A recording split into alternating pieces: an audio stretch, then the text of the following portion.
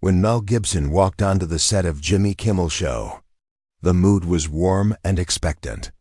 The audience was ready for laughs, maybe a few Hollywood stories, and Gibson's trademark intensity.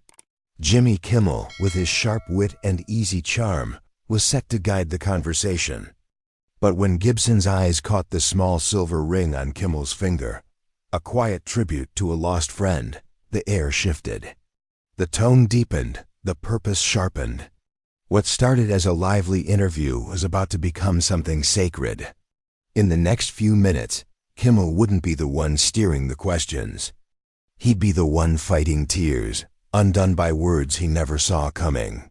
It all began with one quiet sentence from Gibson. "Jimmy, can I tell you something I've never shared before?" The studio hummed as the crowd settled, their anticipation filling the space. The show's theme song faded, and Kimmel strode across the stage, his grin lighting up the room. Cue cards in hand, his eyes sparkled with warmth, but there was a subtle undercurrent tonight. From the moment the cameras rolled, Kimmel sensed it, an energy that hinted at something deeper waiting to unfold. "Ladies and gentlemen," he said, his voice rich with admiration, "we've got a legend tonight. You know him from Braveheart, Lethal Weapon, and a career that's defined grit. But I'm telling you, this man's heart is what makes him real. Give it up for Mel Gibson." The audience roared as Gibson stepped out, dressed in a simple dark jacket and jeans. No flash, just presence. He waved briefly, his smile reserved, almost uneasy under the applause. As he took his seat beside Kimmel, the room's energy softened, less show, more truth. "Man, this is a lot," Gibson said, chuckling, his voice low and genuine. "I'm just a guy trying to tell stories." Kimmel leaned in, his grin wide. "That's why we love you, Mel. You don't try to shine. You just do." They started easy, touching on Gibson's latest project, his decades in Hollywood, and the intensity he brings to every role. But Kimmel, always attuned to the human side, pushed deeper. "Mel, you've got this reputation, fierce, passionate, someone who doesn't hold back," he said, his tone playful yet sincere. "But off-screen, people talk about your kindness, how you show up for crews, friends, even strangers. Is that the real Mel Gibson?" The crowd chuckled, but Gibson's response was steady, thoughtful. "It's not about being kind, Jimmy," he said. "It's about seeing people. Everyone's carrying something heavy. A moment, a word, it can mean more than you know." Kimmel nodded, his eyes narrowing with respect. "You sound like you've carried some heavy stuff yourself," he said, his voice quieter. Gibson didn't dodge the opening. "I have," he said simply. "I've lost people who were my world. When that happens, you learn life doesn't owe you anything. You either shut down or you keep showing up. I chose to show up." The audience fell silent, every word landing like a stone in still water. Kimmel's fingers brushed the silver ring on his right hand, an instinct, not a performance. "That's real," he said softly. "You're not talking like a star right now. You're talking like a man who's been through it." The conversation turned to loss, not as a topic but as a shared language. Kimmel leaned forward. "You've played these larger-than-life characters," he said. "Does that kind of work help you process the real stuff, grief, pain, the things we don't talk about?" Gibson paused, his eyes drifting briefly, as if sifting through memories. "It doesn't fix it," he said. "But it gives you a way to channel it. The real stuff, though that's in the quiet moments, when you're alone, staring at the ceiling, wondering why you're still here, and they're not." Kimmel's hand closed around the ring, his voice low. "That's grief," he said. "Even when it's silent, it's always there." Gibson's gaze settled on the ring Kimmel wore. His expression shifted, a flicker of recognition crossing his face. "Jimmy," he said, his voice softer, almost hesitant, "can I tell you something I've never shared in public?" Kimmel froze, his host's polish giving way to raw attention. He nodded, his eyes locked on Gibson. "Go ahead, Mel," he said. The audience held its breath, sensing the weight of the moment. Gibson took a slow, deliberate breath, steadying himself. "There was a night," he began, "a few years back when I didn't think I could go on. I'd lost my sister, my anchor, the one who kept me grounded. Then my best friend, a guy I'd known since I was a kid, was gone too. And my partner, she slipped away after a long fight. The world felt empty, like it had nothing left for me." Kimmel didn't move, but his eyes softened, recognizing the pain in those words. "I was alone," Gibson continued, "sitting in the dark, trying to find a reason to keep breathing. I picked up my phone, not even sure why, and I found a clip of you." Kimmel blinked, caught off guard. "You were on your show," Gibson said, "talking about losing someone you loved, about how grief doesn't end, but it changes you. You were wearing that ring, the same one you've got on now. And you said something that hit me like a lifeline. You don't get over loss. You carry it, and you make it part of who you are." Kimmel's lips parted, his hand tightening on the ring. "I watched that clip over and over," Gibson said, his voice trembling just slightly. "Not because it healed me, but because it reminded me I wasn't alone. You didn't know me, Jimmy, but you spoke to me. You gave me a reason to get up the next day." Kimmel's eyes glistened, his chest rising with a shaky breath. "Man," he said, his voice thick, "I was just being honest. I had no idea." Gibson shook his head gently. "That's why it mattered. You weren't trying to be anything. You were just real. And that saved me." The studio was silent, a sacred stillness settling over the room. Kimmel wiped a tear, trying to steady himself. "You're telling me my words reached you in a moment like that?" he asked, his voice raw. Gibson nodded. "Not just your words. It was how you carried them. The way you wore that ring, like it wasn't just a keepsake, but a promise. I looked at you and thought, this man's been through it, and he's still here. Maybe I can be too." Kimmel let out a broken laugh, shaking his head. "I'm just a guy telling jokes, Mel. I'm not a counselor." Gibson leaned forward, his voice firm. "You're more than that, Jimmy. You're a guide in disguise. And I've got something else to tell you, something that might change your life the way you changed mine." Kimmel's eyes widened, a mix of awe and uncertainty crossing his face. The audience leaned in, feeling the gravity of what was coming. "I'm listening," Kimmel whispered, his voice barely audible. The moment stretched, heavy with truth, as if the stage had become a sanctuary. Gibson sat back, his gaze steady but warm, as if preparing to open a door long kept shut. "That night wasn't the only time you reached me," he said. "Over the years, I kept hearing your voice in monologues and interviews, in moments when you talked about loss, about love, about keeping going. You said things that became a map through my own grief." Kimmel tilted his head, his eyes searching Gibson's face. "What things?" he asked, his voice raw with emotion. Gibson took a breath, his tone reverent, as if reciting something holy.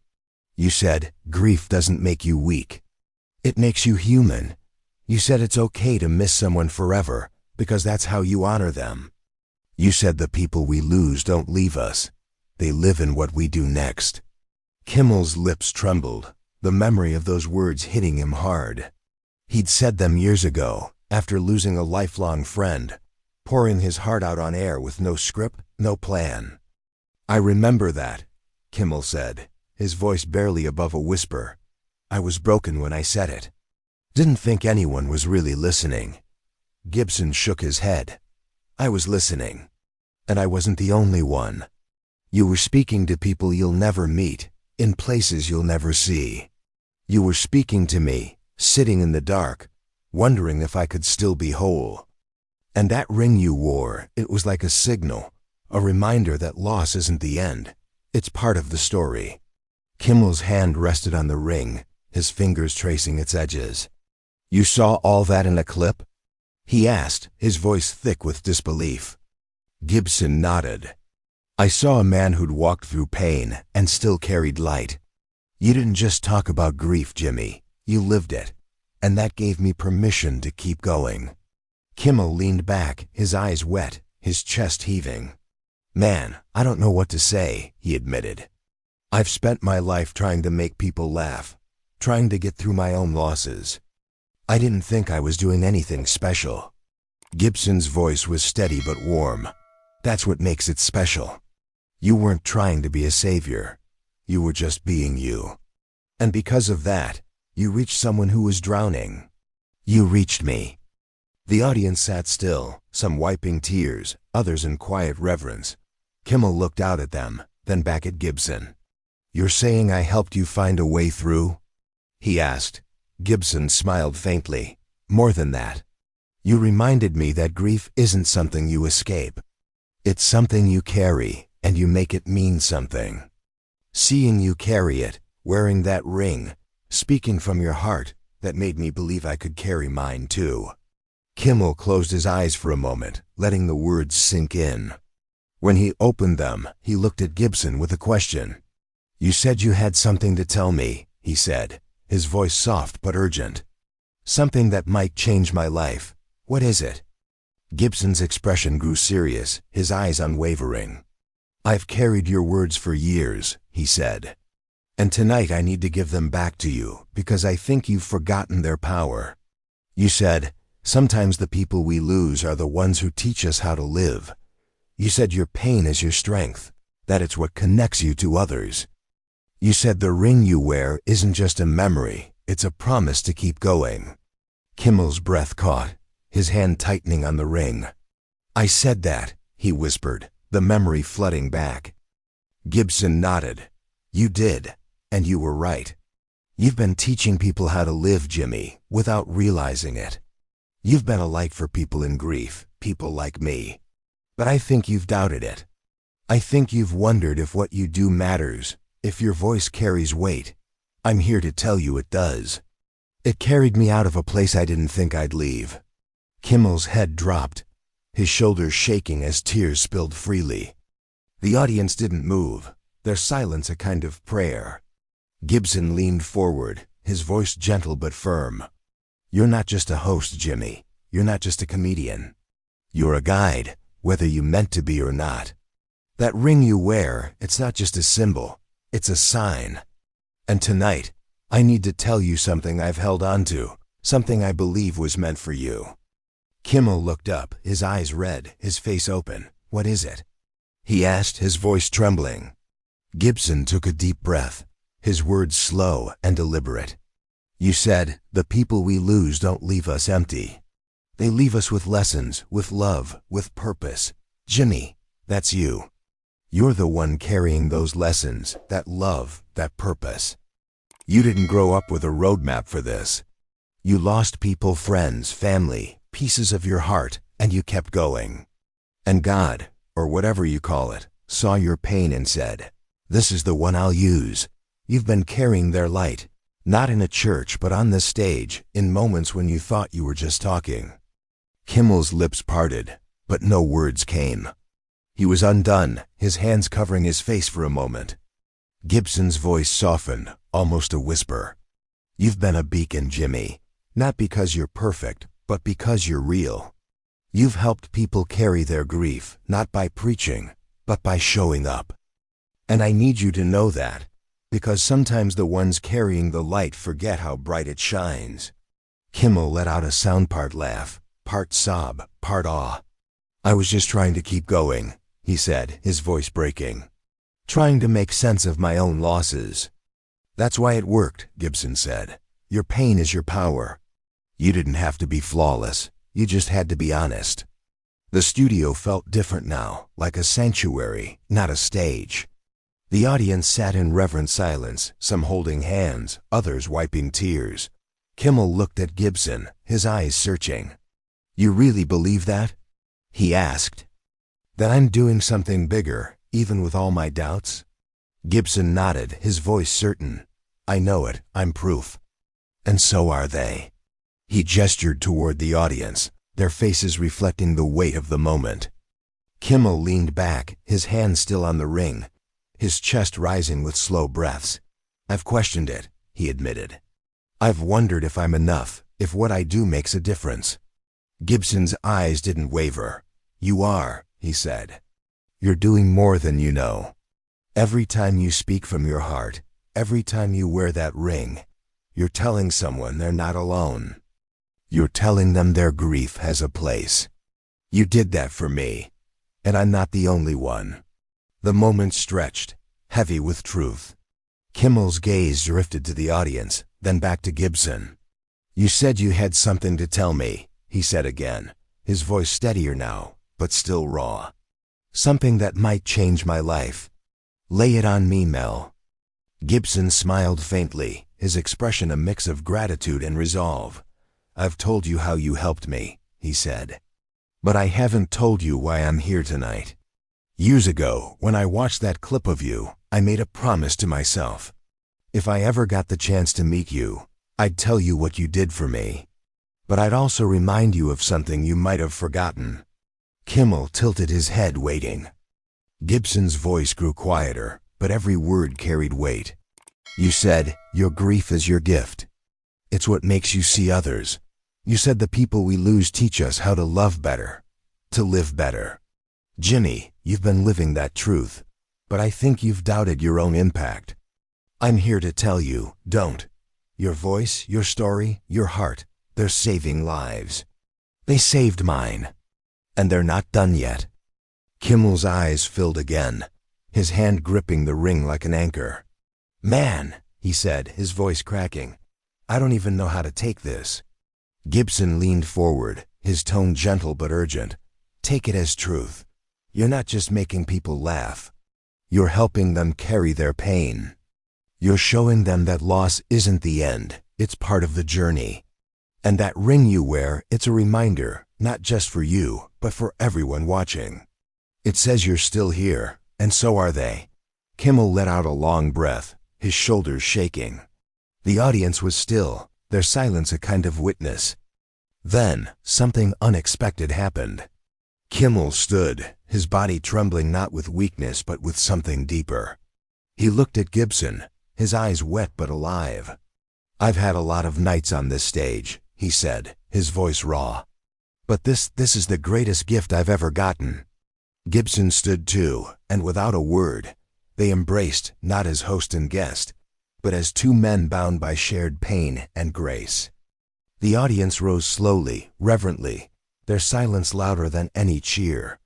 Kimmel turned to them, his voice cracking but strong. "I don't know what to say," he said, "except thank you. And let's take a moment." In that moment, the studio wasn't just a set. It was a sanctuary. Two men, shaped by loss, became vessels of healing. The cameras kept rolling, but it didn't feel like TV anymore. It felt like truth. Kimmel's ring gleamed under the lights, a quiet signal that grief doesn't end love, it carries it forward. The moment lingered, not because it was dramatic, but because it was real. And for those watching, from retirees in Florida to teachers in Ohio, it was a reminder, sometimes the ones carrying the light don't know how bright it shines. But the story didn't end there. After the show, the studio emptied, the lights dimmed, and the crew began packing up. Kimmel stayed behind, sitting alone on the stage, his hands clasped, the ring still on his finger. He replayed Gibson's words in his mind. "You're a guide in disguise." He'd spent years questioning his purpose, wondering if his humor, his vulnerability, amounted to anything lasting. Now those doubts felt softer, touched by truth. He thought of his own losses, a childhood friend to illness, a mentor to time, a partner who'd been his rock. "I was just trying to keep going," he'd told Gibson. But maybe keeping going was the gift. Backstage, Gibson lingered, talking quietly with the producer. "Did I go too far?" he asked, his voice low, almost uncertain. The producer, a veteran named Carla, shook her head. "You said what needed saying," she told him. "I've been here 12 years. I've never seen Jimmy like that." Gibson nodded, his eyes distant. "I didn't plan to go there," he admitted. "But seeing that ring, it felt like I had to." Carla smiled faintly. "You didn't just speak to Jimmy tonight. You spoke to all of us." The next day, The clip of their exchange was everywhere, not on screens, but in conversations. People shared it in church groups, at coffee shops, in quiet moments with loved ones. A pastor in Seattle used it in his sermon, calling it light in the loss. Jimmy Kimmel didn't know he was guiding, he told his congregation, but Mel Gibson knew. And he reminded us all. A librarian in Cleveland showed it to her book club, asking, "What does it mean to carry grief with purpose?" Her group, usually chatty, sat still, one woman whispering, "It means honoring those we've lost." A retired firefighter in Tampa wrote Kimmel a letter. "I've watched your show for years," he said. "I laughed, but last night I cried. You and Mel showed me that grief isn't weakness, it's strength." Kimmel read it in his office, his eyes misting again. He'd gotten thousands of letters, but this one felt different. It wasn't about his jokes, it was about his heart. He tucked it into a drawer, next to a photo of his lost friend. For Gibson, the aftermath was quieter but no less profound. He flew back to Los Angeles, sitting alone on the plane, replaying the moment. He hadn't planned to bear his grief on national TV, but something about Kimmel, his openness, his ring, his honesty, had pulled it out of him. He thought of his sister's laugh, his friends' late-night talks, his partner's courage.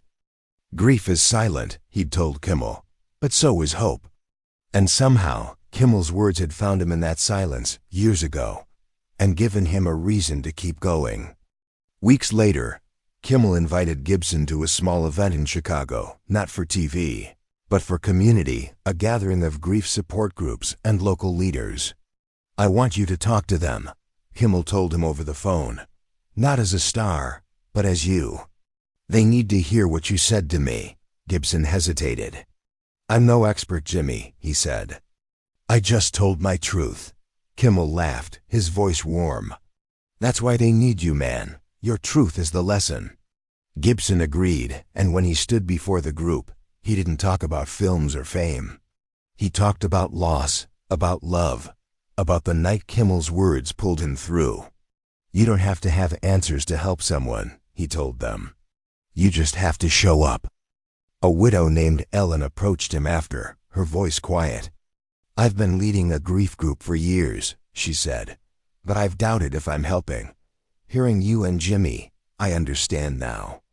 It's not about fixing pain, it's about sharing it." Gibson smiled, his hand on her shoulder. "That's it," he said. "That's the gift." Ellen nodded, her eyes bright. "I'm wearing my husband's ring again," she said, showing a gold band on her finger. "It's my reminder." Months later, Kimmel and Gibson met again, this time backstage at a charity event. It wasn't planned, just a quick moment away from the crowd. "You changed how I see my work," Kimmel told him, his voice low. "I thought I was just a guy making people laugh. You made me see I'm more." Gibson shook his head gently. "You were always more, Jimmy. I just held up a mirror." Kimmel chuckled, his eyes warm. "Well, that mirror's got some weight, brother." They talked about loss, about doubt, about the quiet strength of carrying on. "I still wonder if I'm doing it right," Kimmel admitted. "If I'm honoring the people I've lost." Gibson looked at him, his voice steady. "You're doing it, Jimmy. Every time you show up, every time you speak from your heart, you're doing it. That ring you wear, it's proof." Kimmel touched the ring, his fingers lingering. "You know," he said, "I used to wear this because it felt like him. Now I wear it because it means something bigger." Gibson nodded, his smile faint but real. "That's the call," he said. "Not to be perfect, but to be real. You've been real, Jimmy, and you've got no idea how many lives you've touched." The moment was quiet, not grand, but deep.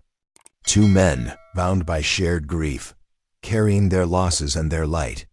The ring on Kimmel's finger gleamed faintly, a silent testament to a love that didn't end with loss. Years later, the clip of that night would still be shared, not for its drama, but for its truth. People would watch it in community centers, in living rooms, in moments when they needed to remember that grief is a bridge, not a wall. A pastor in Miami would call it the gospel of the ring, saying, Jimmy Kimmel didn't know he was guiding, but Mel Gibson knew, and he reminded us all. A grandfather in Denver would show it to his family saying, this is what it means to carry those you love. A nurse in Atlanta would keep us still from the clip Kimmel and Gibson embracing pin through her locker, a reminder of hope in heavy times. For Kimmel, the moment never faded. He'd go on hosting, joking, connecting, but something had shifted. He wore the ring with a new weight, not as a memory, but as a signal. He'd doubt himself again, old habits linger, but when he did, he'd think of Gibson's words, your grief is your gift. And he'd keep going. For Gibson, the night was a turning point too. He'd always seen acting as his craft, but now he saw it as a way to carry light into dark places. You don't have to be a saint to help someone, he'd tell a friend later. You just have to be honest. The world kept turning, but that night on Jimmy Kimmel Live left a mark. It wasn't about fame or applause. It was about two men, broken and resilient, reminding each other and everyone watching that grief is a teacher and love is its lesson. Kimmel's ring, small and simple, became a beacon not just for him, but for anyone who saw it and believed. And for those who watched, it was a call. Carry your light even when you don't know who's watching. Because someone, somewhere, is waiting for it to guide them home. If you believe your voice matters, even when it breaks, share a story of your loss in the comment section. Silence never changed anything. Thank you for watching our channel Modern Stories. If you liked our video, you should subscribe for more amazing videos like this. Have a healthy and happy day. See you in the next one.